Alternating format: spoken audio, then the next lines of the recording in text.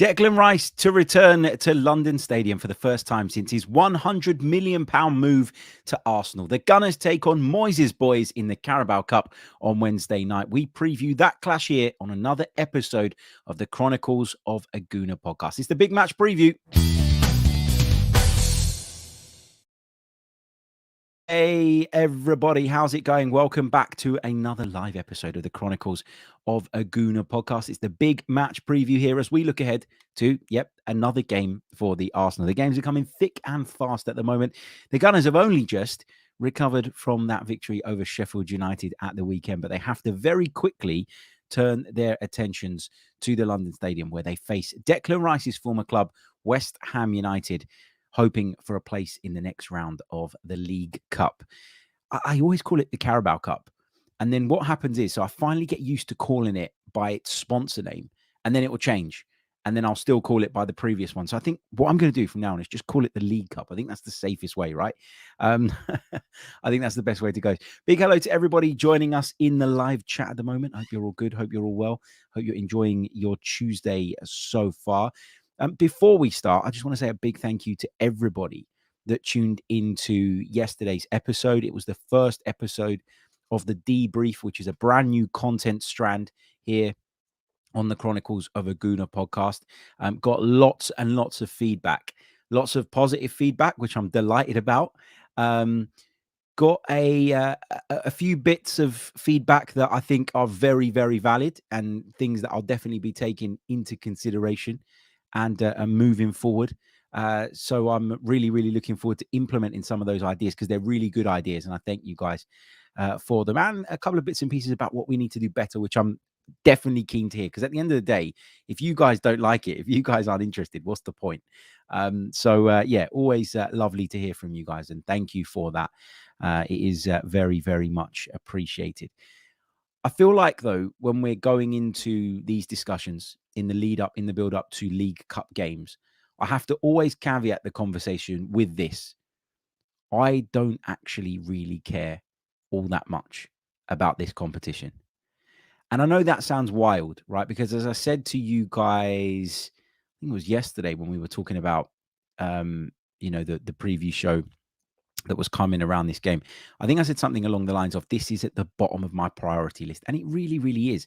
But that doesn't mean that I wouldn't like to see us progress. Of course I would. Of course I'd like to see Arsenal go on and lift this trophy because for me, as I've mentioned to you guys previously, I don't remember the last time Arsenal won this competition. I was 3 years old. I didn't know what football was at that point, let alone be in a position to enjoy it, to take it all in. So it is one of the collection in terms of the domestic trophies that I haven't seen Arsenal lift, that I don't remember Arsenal lifting. So in that sense, and looking at it through that lens, I'd quite like to see us go on and win this competition. And, when you think about the fact that Pep Guardiola is, the one that Mikel Arteta models himself on, and you think about how seriously he's taken this competition over the years, you start to think that maybe there's a good reason for that. And I know that you have to have the squad to be able to do it. And I would still argue that our squad is not quite as deep as Manchester City's has been over the years in terms of its overall quality. I think numbers-wise, we're pretty much there now.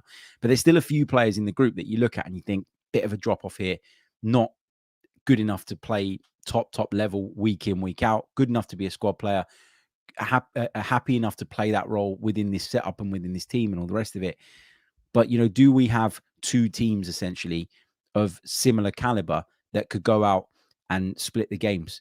We don't. Manchester City, I would argue, in years gone by have had that and have been able to focus on the Carabao Cup as a result, or the League Cup, as I should be calling it now moving forward. The point I'm trying to make here is that if you can win it, if you've got the resources to win it, I think it's a really, really big confidence boost that you could potentially give your players in your group as early as February. It's like getting the first one under your belt. It's, Jose Mourinho used to talk about it in that light. Pep Guardiola approaches the competition in a similar way. And when you think about the fact that those are two of the most successful managers the Premier League has ever seen, they've got to be doing something right. There's got to be good reason for that. And so maybe I should care about this competition a little bit more. Maybe I should sort of pay more attention to it. Look, I think there's a lot of luck that you need in this competition with regards to the draws. And we know that Man City over the years have always had that. without wanting to sound bitter or salty or anything like that. The problem is with Arsenal is that we always seem to get these really, really difficult draws. Like, don't get me wrong, it could have been worse. It could have been a lot worse. But when you look at, for example, some of the other ties in this round, let's go on to tomorrow's fixtures and have a look, right? So AFC Bournemouth away would have been much easier than West Ham away. Blackburn Rovers are in the competition. Burnley, who have been dreadful this season, are in the competition. Ipswich Town, who have done very, very well in the Championship, but ultimately are still a Championship side, are in the competition. Then you take it to, some of the games that are taking place tonight in the fourth round. Exeter City against Middlesbrough. Mansfield Town against Port Vale. Like, these are games that you would quite like to have. And if you have those games, then you've got every reason to believe that you can go on to the next phase and the next phase and the next phase and keep pushing and keep building and eventually get yourself to a point where you're 1 or 2 games away from, winning a trophy. And in that sense, you then get to a place, don't you, where you think actually it's worthwhile playing my best players and my best team and all the rest of it. So it's a little bit unfortunate on our part. Last year we came unstuck against Liverpool in the competition. You look at it this year and, we've already been away to Brentford, to Premier League opposition. We're now going away to the Europa Conference League holders, to a West Ham United side who we're going to come on to talk about in a little bit, can blow hot and cold. It's kind of a bit of a, I don't know, it's just a bit annoying that we always end up with these draws that mean that we have to exert more effort than other teams would in order to get to the latter stages of this competition. And then you have to start to weigh up whether it's worth that investment. It's a hard one. It really, really is. Big hello to everybody joining us in the chat. Really, really do appreciate you being alongside me. If you're watching us live or if you're listening to this back, a big hello to you. Big thank you to Junior Gunner for your very, very kind super chat donation, mate. Thank you so much, and thank you for always being here. It is very much appreciated. What I want to start off by doing ahead of this game, and I'll break it down for you in terms of how this episode is going to run. We are going to reflect on Mikel Arteta's press conference, which he gave to the media earlier today. We are going to look into the opposition in a little bit more detail. We're going to discuss the team selection to rotate or not to rotate, and if so, how heavily should Mikel Arteta be looking to rotate. Then we're going to share some predictions as well as taking some of your thoughts and questions from the live chat box. So make sure you stay with us. Should be an interesting episode because I've sort of been sitting there all morning trying to figure out in my own head how I think this is going to go, trying to figure out in my own head what is a strong enough team to go and get the job done. And how do we balance that with the need to rotate and the need to protect certain players? Because, if the fixtures were the other way around, so if this game came in the lead up to Sheffield United at home, I'd look at it very, very differently. But this game comes in the lead up to Newcastle United away on Saturday. And that makes me look at this game in a different light. Now, I know I've just said that the competition could be a great boost and can be a huge, advantage if you can go far in it or if you can go on and win it because of the confidence boost it gives you, etc. But then you got to weigh up that's importance and the chances of you actually going all the way to the risk that you're taking by then perhaps depleting your side ahead of a trip to Newcastle, which could be massive in the context of the Premier League over the duration of the season. This is where it becomes like really, really difficult. And I do not envy any manager in this position. I really, really don't. Big thank you to Junior Gunner again. Thank you so much, mate. Really, really do appreciate it. Okay, let's start off then by discussing Mikel Arteta's press conference. We'll do that in just a second. Don't go anywhere. Right, Mikel Arteta has been speaking ahead of this one. In fact, rather than just read you the quotes, I think I'm going to bring them up on the screen as well for those of you watching on YouTube so that you can follow along. I'm not going to go through every single point that Mikel Arteta made. I'm sure lots of you have seen it. I'm sure lots of you have read the transcript, but there is a few bits that I just want to kind of highlight and share with you. So if I just share my screen, bear with me a second. Where is it? Here we go. Every word Mikel Arteta had to say. And this was done by our good friend Tom Canton over on the Football London website. Right. So one of the questions was, is Newcastle on your mind despite this game coming first? Or I think it was more like, how much is the Newcastle game on your mind? And Mikel Arteta said nothing. It's not on my mind. You know, we have to beat West Ham. It's a competition that we have a good chance to progress in and win a trophy. And so our minds, it has to be focused on West Ham. He was asked if it's a big opportunity with the likes of Man City dropping out. Of course, they were beaten by Newcastle in the last round. He says, what we are doing, being consistent and playing better than the opponent. And tomorrow against West Ham, it's going to be a tough game. He was asked if it was similar to the Brentford game. He said the context is a little bit different because we've picked up some injuries and we don't have so much availability in terms of the squad, but we prepare the game the same way and we will try and win it. Now, the question that everybody's kind of wondering is with regards to Declan Rice, who, as I mentioned right at the top of the program there, will be returning to his old side. He said he's likely, and that's to play, to be involved. It would be his first time back there at his old club and a beautiful moment for him. I think it's beautiful. I had the experience of doing it a few times, and then you really see what they think of you and what kind of legacy, I guess he's trying to say, you left at that club. It's a really good way to measure your experience and the reality of your reality with the people who shared those moments with you. Bit cryptic, that message. He was asked what type of reception he expects Declan Rice to get. And we'll discuss this a little bit later on because I'm intrigued by this. He says, I would expect him to get a positive one. Especially because every time you hear him talk about West Ham and what they did for him, everybody at the club, he could not speak more highly of them. Hopefully it'll be the same way towards him. There were some other questions. Does Eddie Nketiah continue?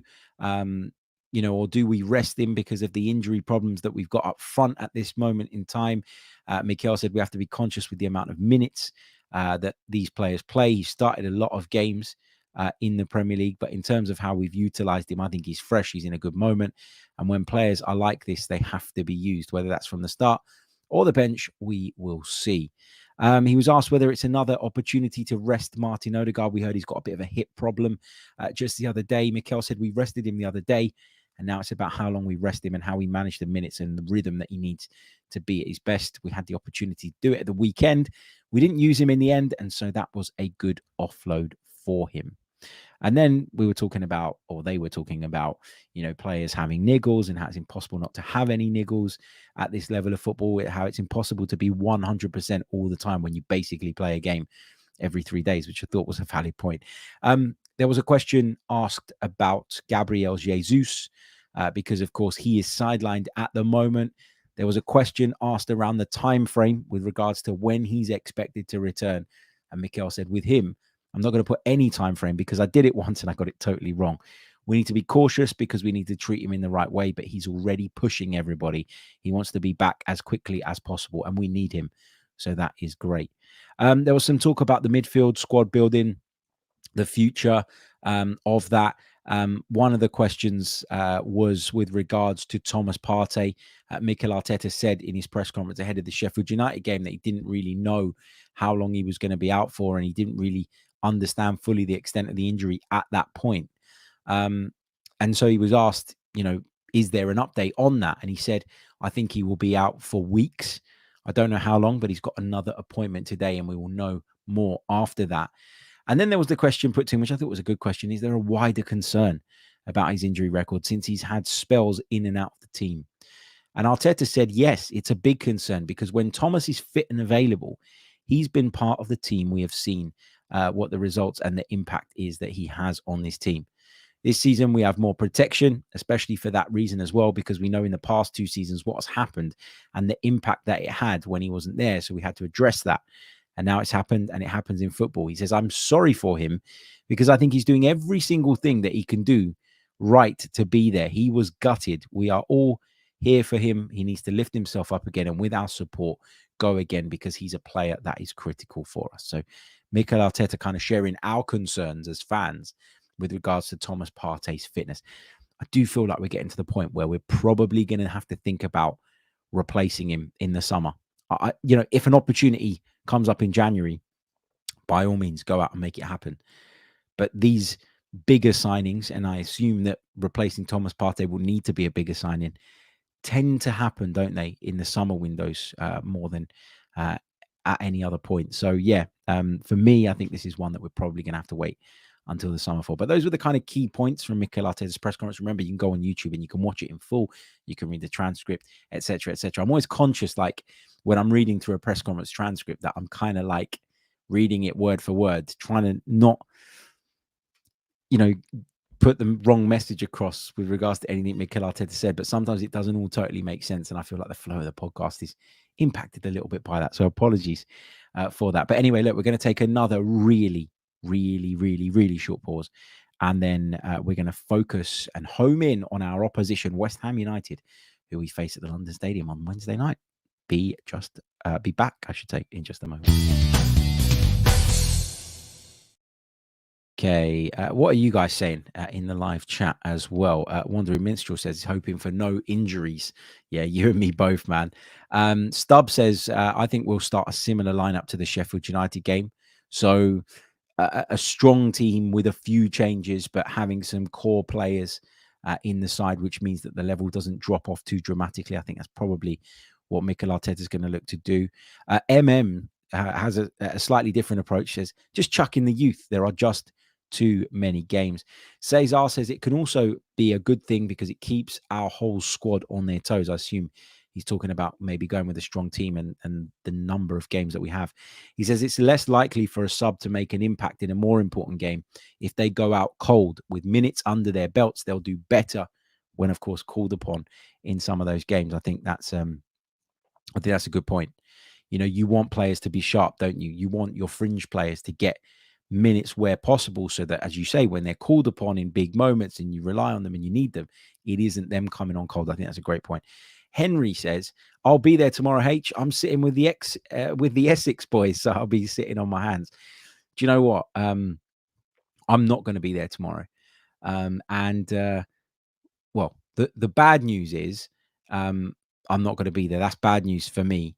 But the good news for me is that I get to roll off of my sofa about half an hour after the full-time whistle, walk down to the end of my garden, pop into my man cave, and jump online and record a podcast with you guys. So that's the good side of it. But yeah, I'm not going to be there. And to be honest with you, I've been fighting it for like a good 5-6 days. I've been taking sort of cold and flu tablets, knowing that I had something coming. My throat is a bit rough this morning, and I could do without screaming over a game of football on the Wednesday night, given that I've got work at the weekend as well. So yeah, I'm actually quite looking forward to sitting on my sofa and watching this one in the warm, not having to travel anywhere, not traveling in the rain, and being able to do the podcast quite quickly after the full-time whistle. So enjoy it. I don't know how you do it, because I really struggle to sit with opposition fans. I did it a few times a few years ago when I couldn't get hold of tickets for love nor money in the away end. But it was an awful experience for me personally. Some people can do it. I just feel like my emotion is written all over my face during a game, and I find it very, very hard to keep it sort of quiet. But what I will say is, look, when Arsenal are playing, the interest is so big. And especially now that Arsenal are performing really, really well, you will not be, Henry, the only gooner in the West Ham end. I am certain of that. I'm absolutely certain of that. Damien Kelly says Declan Rice shouldn't play for fear of him picking up an injury with Thomas Partey out. Now, I agree with you that Declan Rice should be protected more in the absence of Thomas Partey, because the only reason we're getting by without Partey is because of Declan Rice. And as Mikel Arteta highlighted in his presser, last season and the season before, we saw the effects of Thomas Partey being unavailable and the detrimental impact that had on our team. And as I say, Declan Rice's signing has helped protect us against that. But if we were to lose him as well, then you're talking Jorginho in the midfield, but without that sort of dominant player alongside him to help out. You're talking about potentially Mohamed El-Neni playing. Like, all of a sudden, the level just drops, doesn't it? The level just drops. What else have we got? Halor says, wasn't there interest from Saudi for Thomas Partey? Still a possibility to cash in a decent amount. I don't think he really wanted to go there, to be honest with you. maybe slightly further down the line in terms of his career. But I don't know, things with the Saudi Pro League, I'm finding it really difficult to read them. I know we're going off on a tangent. We are going to talk about West Ham in just a second, but I feel like I've got to make this point. When the Saudi Pro League went mad over the summer and everybody was buying up top level players and players that weren't even necessarily at the back end of their careers in some cases, I thought, you know what? They're going to give this a real good go. They're going to give this a real good crack. And then you see some of the crowds that were turning up to sort of welcome some of these big name players. And, you felt like there was a buzz around it. The season's begun. And all of a sudden, it feels very underwhelming. Like I thought we were going to see Saudi Pro League highlights everywhere. I thought that everywhere you turned, the Saudi Pro League was going to be in your face. That they were going to be trying to, build its profile, and that they were going to be trying to get it out there as much as possible. And then I've seen sort of articles and videos and various pieces, and I know that there is a lot of ill feeling towards Saudi, and because of that, I feel like even if their league was the greatest, which it's nowhere near, by the way, but even if it was, I do get the impression that our media and other media would probably always want to paint it in a slightly more negative picture. And then there were comparisons made, as Rizo points out in the chat, with the Chinese Super League. But my opinion on that was the Saudis really do have the money to maintain this. And I don't see the Saudis introducing a homegrown rule or whatever it was that the Chinese Pro League did, which ultimately meant they could no longer go out and bring in these players from from Europe and other continents and all the rest of it. So I'm a little bit surprised that it feels like it's just flatlined a little bit. I've seen some videos of some games where the crowds were non-existent, and I did not expect that. I really, really didn't. And I think that there will be players that have made that move now that do regret it. They might not say it publicly, and when they get their pay slip at the end of the month, end of the week, whatever, I'm sure they'll feel more than satisfied. But yeah, it's a little bit of a strange one, isn't it? How it's kind of gone under the radar a little bit when I thought that we were set for this big sort of focus and big hoo-ha around the Saudi Pro League. But yeah, will Thomas Partey end up there? Possibly. I don't think he will play there though in the coming couple of seasons, unless injuries continue to keep a grip of him and keep a hold of him and hold him back, essentially. But anyway, look, what we're here to do now is talk about the opposition that Arsenal face on Wednesday night. And that, of course, is West Ham United. So what are my thoughts on the Hammers? What are my thoughts on David Moyes' side? Let's do that now. Look, you always know what you're going to get from a David Moyes side. You're going to get organization, you're going to get hard work, you're going to get physicality. I don't think it's always pretty. And West Ham fans, I'm sure, would be the first to admit that. But the context around this game, I think, is actually quite interesting when you break it down. West Ham United won the Europa Conference League, and all of a sudden, the mood around the club completely changed. Towards the back end of the campaign, the last campaign, that is, it was look at West Ham's league position. It's not good enough. It's been a pretty underwhelming season after a great European run the season before, where they went to the Europa League semi-finals. And it got to a point where the majority of West Ham United fans, from what I could see, wanted a change, wanted David Moyes to move on, and wanted things to be freshened up. They kind of knew that Declan Rice was going to leave in this summer. They knew that that would bring in funds. And I think there was a distrust from some fans towards David Moyes with regards to how that money was going to be reinvested and spent. And so, it all sort of culminated in this kind of negativity around West Ham United. And then they started this season, and they started it brilliantly. 3 wins from their first 4 in the Premier League. Then came a couple of defeats at the hands of Manchester City and Liverpool, which are, if we're being honest, to be expected. But since then, they've only managed 1 victory in the next 4, which brings us up to the present day. There was a defeat in Piraeus the other night against Olympiacos, which raised questions around David Moyes' methods again, and the style of football, and the squad again. Then that was followed up by a really, really disappointing defeat at home to Everton on Sunday. And all of a sudden, that negativity around West Ham United feels like it's back. It feels like people are on David Moyes' back again. So we're either going to face a side on Wednesday that are low on confidence and who will, if they don't perform, have the entire London Stadium crowd on their backs, because we know that happens at West Ham, or we'll come up against a side that are desperate to make amends, a side that will want to lift their game and will look at this as a perfect occasion to try and do that because of all of the context around it and try and get themselves back on track. They've blown hot and cold this season, and it's really, really difficult to predict what we're going to face as a result of that. Are they going to have extra motivation? The crowd will certainly be even more up for it, I would suggest, because of the return of Declan Rice. Because although Arteta said in his press conference that he expects Declan Rice to get a nice reception, and I think he deserves a nice reception, when he made the move, there were a lot of salty West Ham fans online that were very, very critical of his decision to join us. And, you know, that kind of felt hurt and betrayed by Declan Rice. So how is that going to transpire on the night in terms of the impact it has on the atmosphere? Difficult to say. And that's what makes this game a really tough one to predict. In terms of their biggest threats, you're talking Jared Bowen, 6 goals in all competitions this season. You're talking Lucas Paqueta, who's a very, very talented footballer. We didn't really see it last season, but he's grown into the role and I think settled down now in the Premier League and is playing some of his best football now. Thomas Souček is back among the goals from midfield. He's got 4 in all competitions so far this season. Edson Alvarez, I think, has been very, very good in midfield. And we know what Michail Antonio is all about if he's on the pitch. So, you know, there is threat. There is added incentive for this West Ham United side. And we are coming up against a manager who does know how to organize sides and does understand that you don't always need to have a lot of the ball, which is something Arsenal are undoubtedly going to have at the London Stadium, but will focus in the build-up on efficiency at both ends of the park.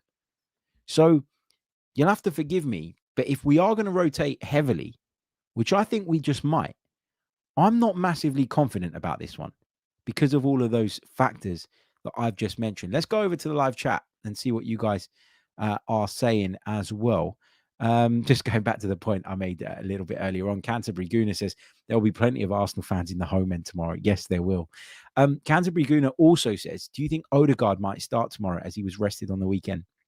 I'll share with you guys my lineup, the lineup that I would go with a little bit later on. In terms of Odegaard and my prediction with regards to Odegaard, do I think he will start because he was rested at the weekend? Possibly. Quite possibly, but it depends on the extent of this issue that he's been suffering from, because from Saturday to Wednesday is not a big window.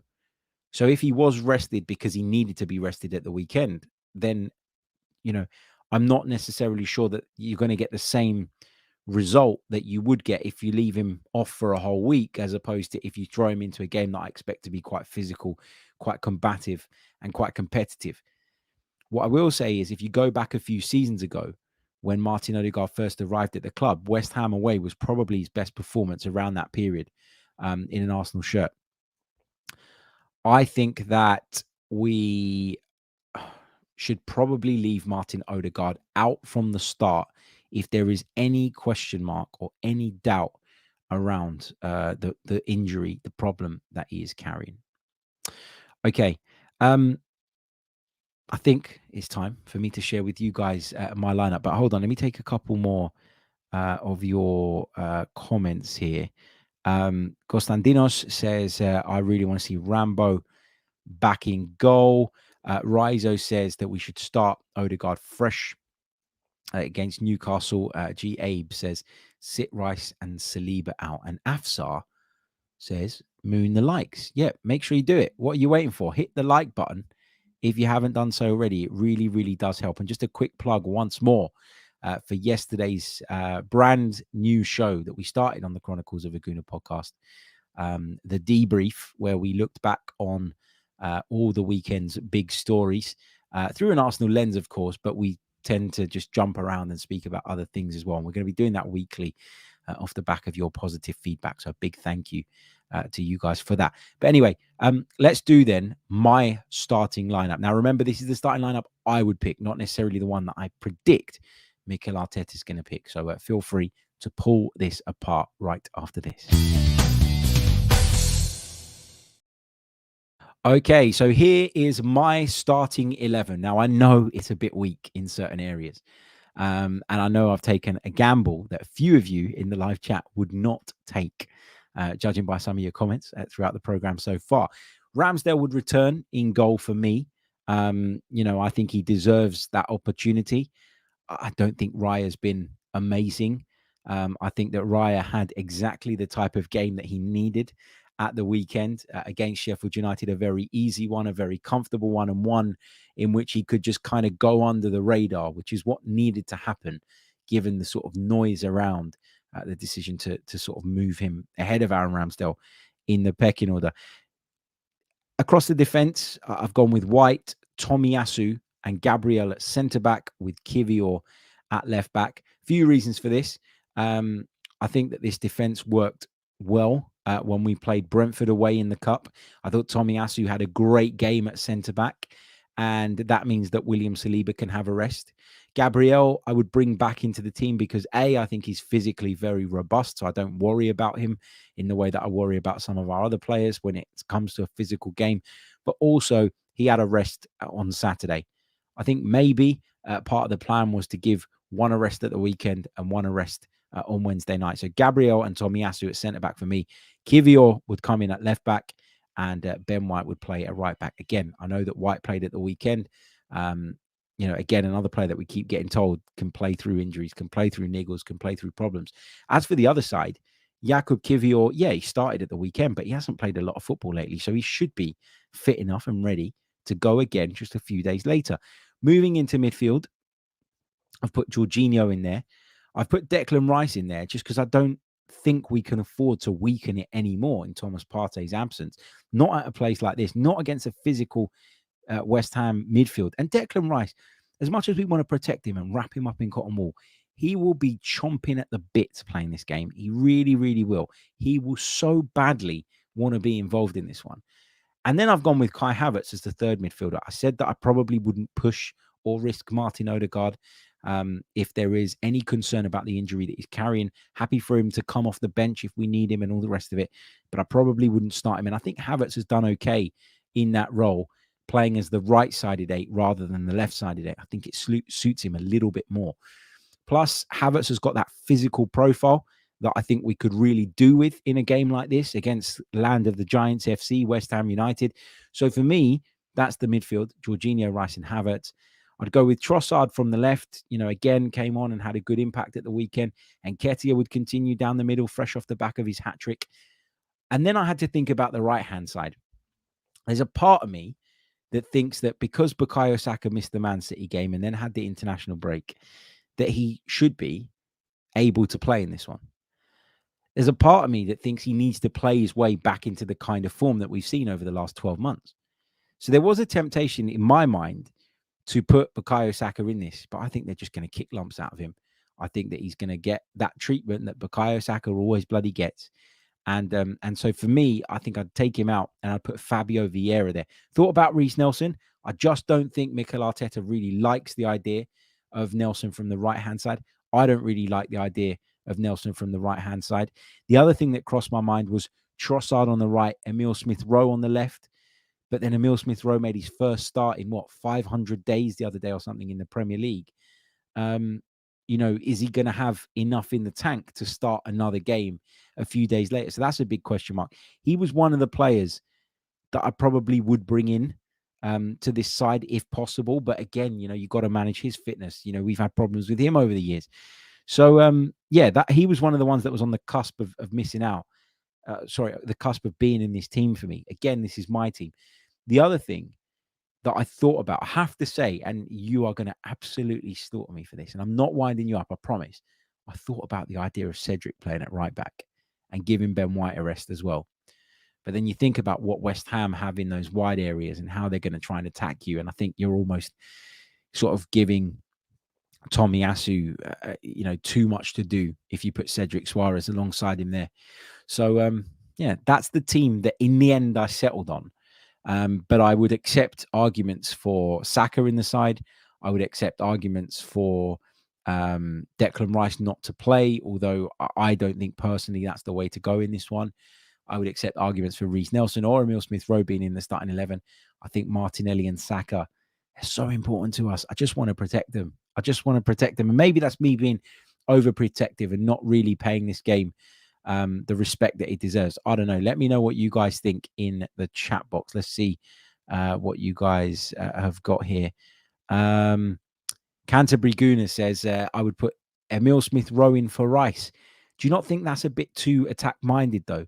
Jorginho would be left quite a bit, wouldn't he, to his own devices at the base of that midfield if he had Smith-Rowe and sort of Havertz in the midfield with him. He says, I would start by putting, I would swap, Tommy and Kivior's positions. I think Tomiyasu did a great job at centre-back at Brentford. I think he is a centre-back really by trade. That's what he arrived at Arsenal Football Club as. So I have no concerns about him playing in that position. But then I think if you swap him, which Mikel Arteta could do, Tomiyasu's comfortable at playing left-back, and we've seen Kivior play on the right side of the defence before alongside Gabriel in Saliba's absence. So it's not a wild thing that you're suggesting. I think it's a valid point. That's the way I would do it personally. Boston says Deckers needs a rest for the Newcastle game. Ansa says, I hear Arteta confirmed Odegaard is out and Rice is in. He didn't confirm anything like that. He said that he was going to see with Odegaard, they were going to decide. And he said that with Rice, he could be involved. He didn't give away anything, as he never does when it comes to team selection. So that's not correct. Halo says, what about players like Emile Smith-Rowe, Reece Nelson, or El Neni? Aren't they starting material even in a match like this? Yeah, they are, I guess. Then I'm going to leave Trossard out, or I'm going to leave Vieira out. And it's a really, really difficult one. It's a really, really difficult one. This is the team I would go with. Just to reiterate for those of you listening on audio. Ramsdale in goal. White, Tomiyasu, Gabriel, and Kivior would be my back four. My midfield three would be Jorginho, Rice, and Havertz, with Vieira, Trossard on either flank, and Nketiah through the middle. I just think that this is the team that I would go with. I accept that there are some good debates and some good arguments, and I'm not even I look at this team. The more I look at it, the more I'm like, have I got that right? Am I sure? Is that what I would really do? I actually think that Saka will probably play. I think that Odegaard might play. I think that Mikel Arteta might just surprise us by going that little bit stronger than what we're expecting. Success and Work says Havertz up front. I would consider that. I just think that because Eddie's fresh off the back of a hat trick, I think he'll play. And when you look at his minutes lately, let's do it. Let me have a quick look at his minutes. He also goes on to say, why would you play Nketiah? We may need him versus Newcastle. You could play Havertz up front against Newcastle. Do you see what I'm trying to say? Like, I don't think there's that much in it between them. Nketiah had a good day on Saturday, obviously. But let's have a look at his minutes in the Premier League so far this season, right? Eddie Nketiah. He played 90 against Sheffield United, but before that at Chelsea, he only played 22. He played 75 against City, 69 against Bournemouth. He played the full 90 against Spurs, but you go back to the Everton away game, 66. He hasn't played that many minutes over the course of the season. Not to the point or to the level where I'd look at him and go, oh, you know what, you need a break or you need a rest. I just don't feel like that about Eddie at this moment in time. I think he's someone that actually benefits from playing and benefits from being able to find that bit of rhythm. You think about the minutes he's had in the Champions League as well, if you want to throw that into the mix. 0 at home to PSV Eindhoven, 10 against Lens, and 9 out in Seville. So he's not exactly burnt out, is he? Which is why I would continue, because I think he's a confidence player.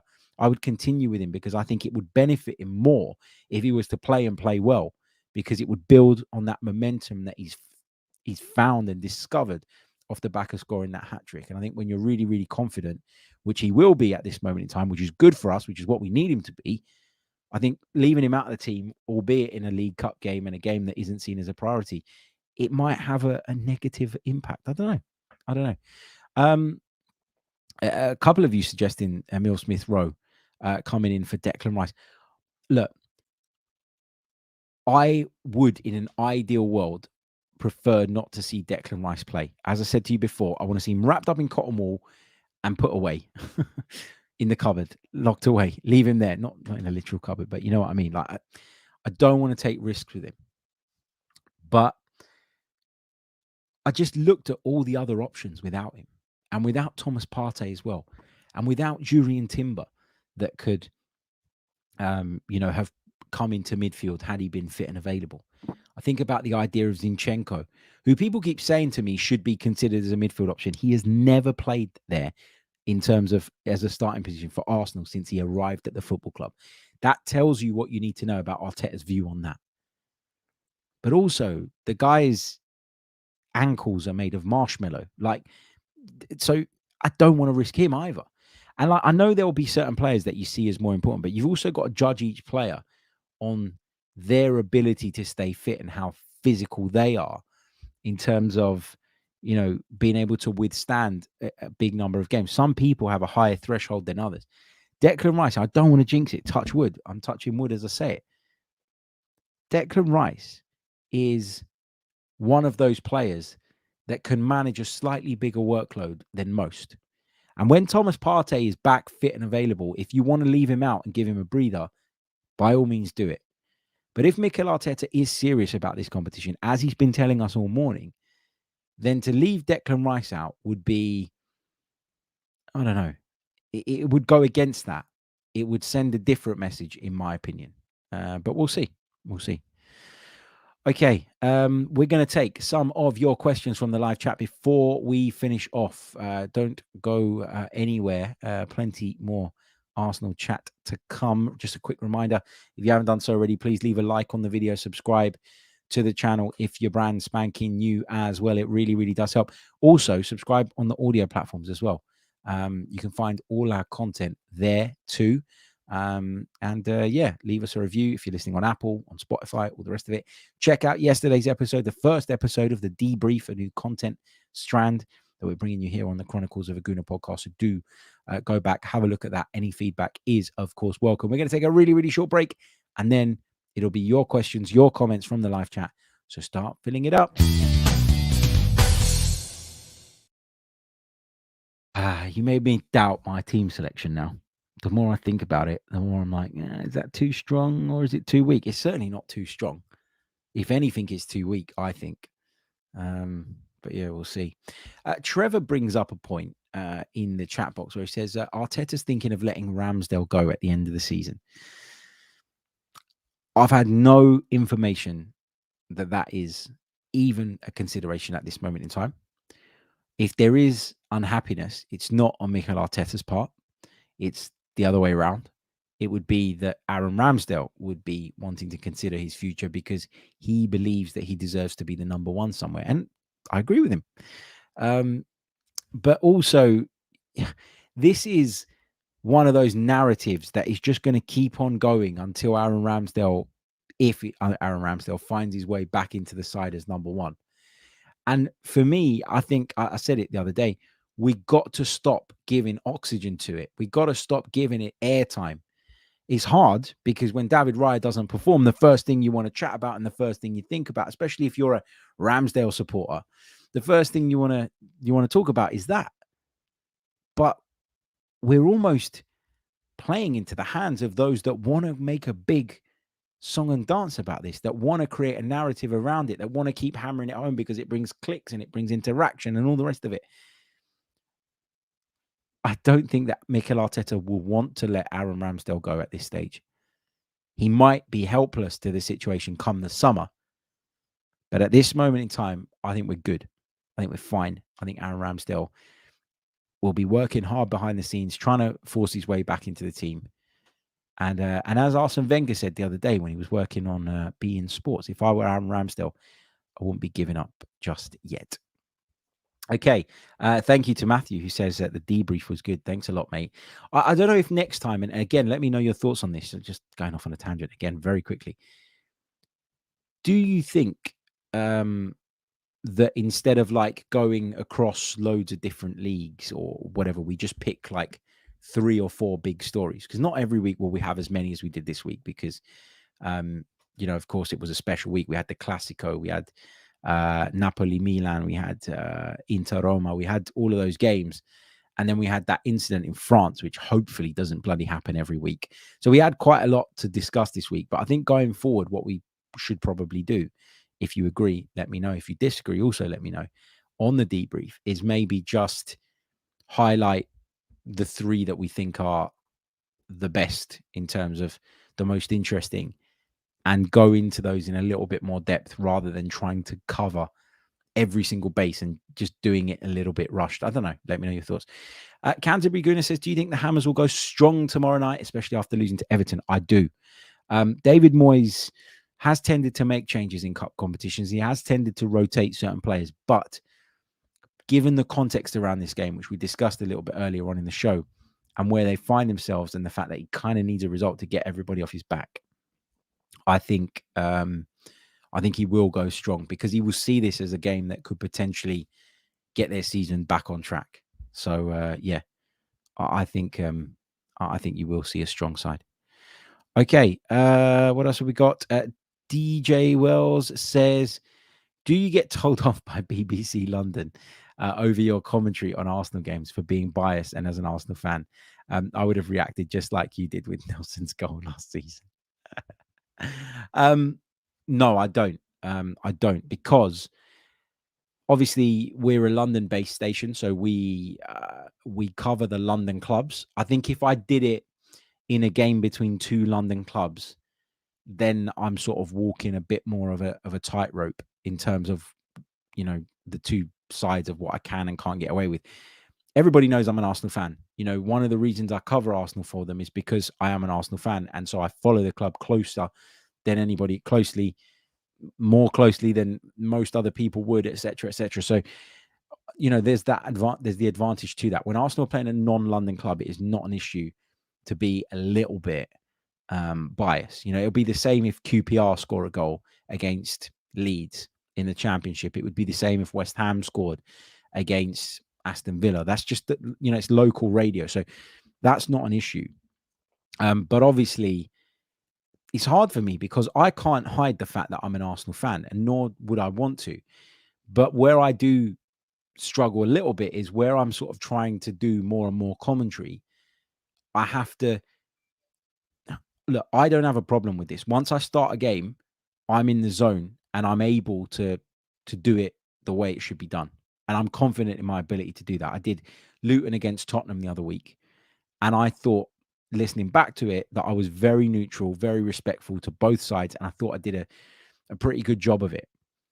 The problem I have is changing people's perception of me, and so I'm muddling my words a little bit here. The problem I have is being able to convince people before I do the job that I can do it from a neutral point of view, and that I can operate as a commentator and block that stuff out for 90 minutes. It's about convincing people that I can do it before I do the job, because once I start, I am so confident that I can do it professionally and well enough. But I feel like at some point it's going to be a problem for me, and I'm going to have to find a way of navigating it as best as possible. That's one side of how I see it. The other side is like, well, look at Gary Neville, look at Jamie Carragher. They're on commentaries and they're as biased as anything. So it's kind of hard. It is a hard balance to find, I think. And that is one of my worries, because obviously so much of my work is, so much of my work is covering the Arsenal, this podcast, doing Arsenal on TalkSport, doing Arsenal on whatever other platform. Like, it's impossible for me to de-affiliate with Arsenal. And why would I ever want to? Like, I don't, it's my bread and butter. But if you want to be a commentator, you have to at least convince the people that are assigning the commentators that you're able to do a professional job. And listen, people will be critical before I start a game because of what I am, who I am.